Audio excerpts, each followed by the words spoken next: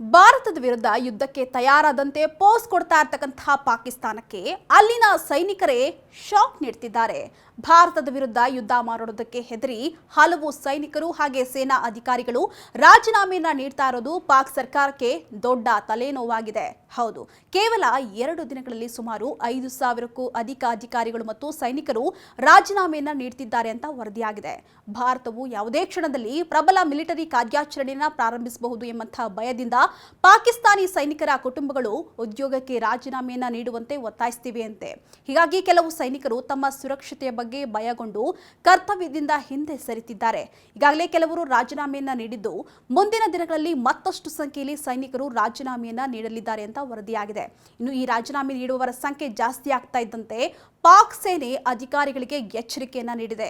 ಸೇನೆಯ ನಿಯಮವನ್ನ ಉಲ್ಲಂಘಿಸಿದರೆ ಅವರ ವಿರುದ್ಧ ಪಾಕಿಸ್ತಾನ ಸೇನೆ ಕಾಯ್ದೆಯ ಅಡಿಯಲ್ಲಿ ಕ್ರಮವನ್ನ ಜರುಗಿಸಲಾಗುವುದು ಅಂತ ವಾರ್ನಿಂಗ್ ನೀಡಿದ ಆದೇಶವನ್ನ ಕೂಡ ನೀಡಲಾಗಿದೆಯಂತೆ.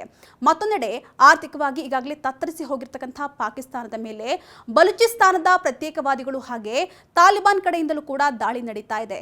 ಮತ್ತೊಂದೆಡೆ ಈ ದಾಳಿಯಿಂದ ಭಾರೀ ಸಂಖ್ಯೆಯಲ್ಲಿ ಸೈನಿಕರು ಮೃತಪಟ್ಟಿರುವುದು ರಾಜೀನಾಮೆಯನ್ನ ನೀಡಲು ಮತ್ತೊಂದು ಕಾರಣ ಕೂಡ ಎನ್ನಲಾಗ್ತಾ ಇದೆ.